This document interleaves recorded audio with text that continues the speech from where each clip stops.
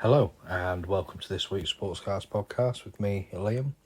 Today we're going to be covering the Premier League as it is back, look at the standout games from the weekend, a little bit of European football, transfer news, cover some of the 100, tennis, a look at Anthony Joshua's win and the summer series of the rugby.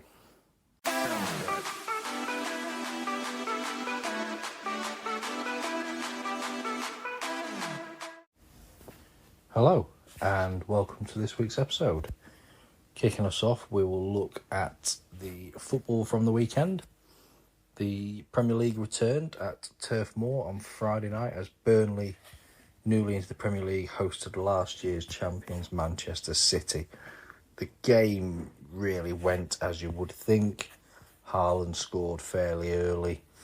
Then Man City took the spoils at 3-0 with Haaland already scoring twice, starting off where he left off last season, so I can only see this year going one way. A few more games from the Premier League. You had Brighton beating newly promoted Luton 4-1. Brighton losing quite a few players this summer, with potential to lose another fairly soon. So to come out of that, still scoring goals and dominating games like that, they are in a very good position. Championship saw Hull beat Sheffield Wednesday 4-2, which Hull, after losing midweek in the EFL Cup to Doncaster Rovers, another Yorkshire team going there, but this time Hull coming off victorious. Southampton Norwich played out, probably going to be one of the games of the season, at 4-4, with Southampton equalising in the 97th minute via a penalty. You had Rotherham Blackburn, which, although the game finished 2-2, Rotherham 2-0 up, the probably the biggest talking point was Rotherham player Onyedemir, who scored Rotherham's second, got booked for his celebration, probably a bit OTT into the crowd, really. That's the only thing I can think of.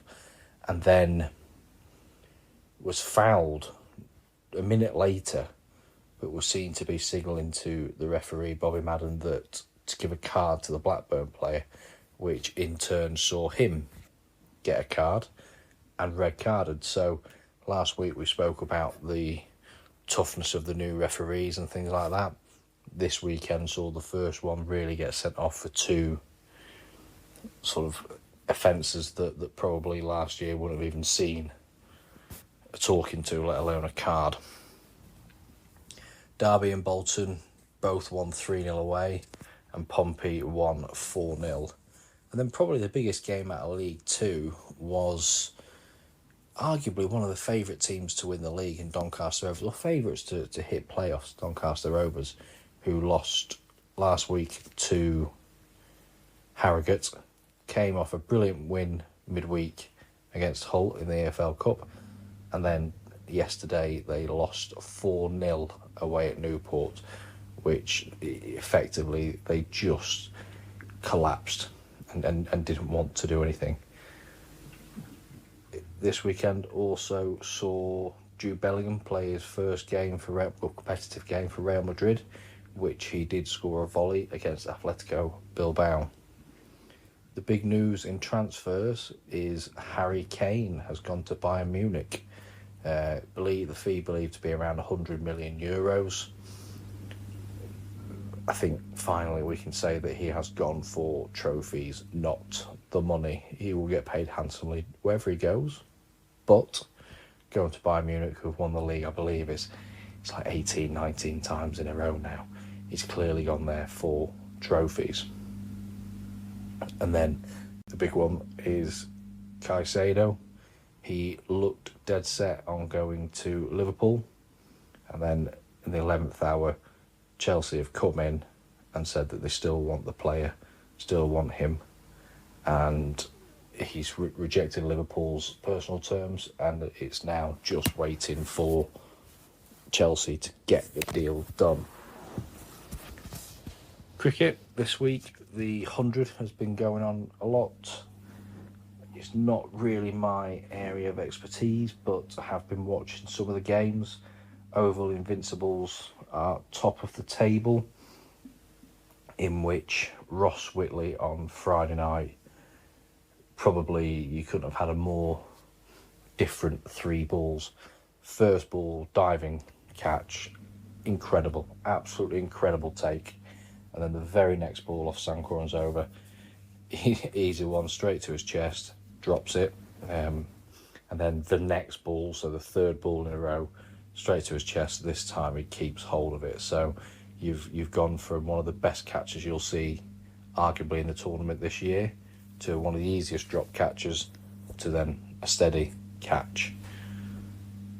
Tennis was looking good for Andy Murray. He was in the Canadian Open. He was into the last 16. Cam Norrie's already out, but Murray has dropped out with an abdominal injury, and Alcaraz loses to Tommy Paul. The final of that is tonight. Anthony Joshua returned to the ring last night. He had a 7th round knockout against Robert Helenius. By all means, wasn't a classic fight. Joshua, again, not ruthless enough, just wanting to box and maybe put rounds behind him. He looked tired, lethargic, and at times the crowd were booing him. They were booing the fight, booing what was going on. I think Joshua gets sometimes into this sort of position where, I think a little bit like the first Dillian White fight, where he wanted to put on a show, he wanted to get rounds under his belt or show that he can box instead of just winning. The last time Joshua stopped somebody in the first half of a fight was Eric Molina 7 years ago. And when you think about it, Anthony Joshua was 33, so he was 26, so Eric Molina would have been quite early on in that career. So he really has to, after the fight, he was claiming that he's hurt his back because he's been carrying the heavyweight division, and I think you couldn't get further from the truth at the minute. He hasn't fought one of the big boys in Fury and Wilder, and his last 2 fights against Usyk, he lost. So, you know, the top 3, he's lost twice and not fought 2 of them. So I think for Joshua to really come away, since his Ruiz fights, to come away with some credibility, he's got to fight Wilder or Fury. But I can't see him winning either fight. I think if Wilder catches him, I think he's in for a hell of a time. Derek Chisora, over 40 years old now, got his win against Washington on points. Rugby this weekend, there was a couple of games on in the summer series.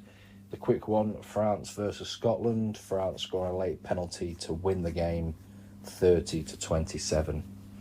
And then the big one again, I guess, was England versus Wales at Twickenham.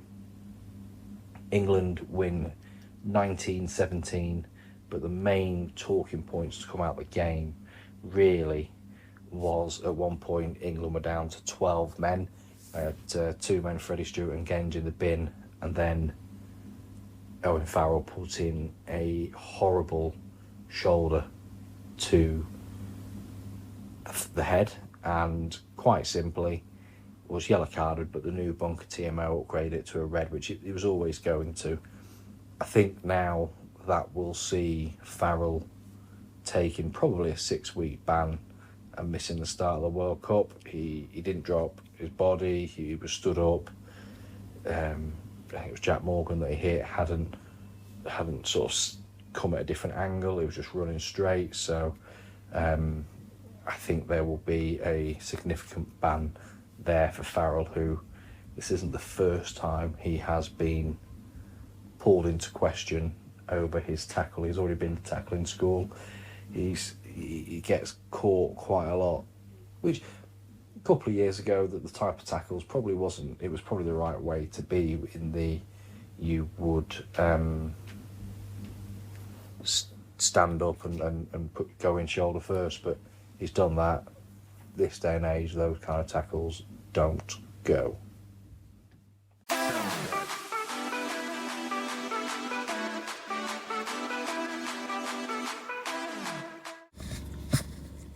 That's everything we've got for this week.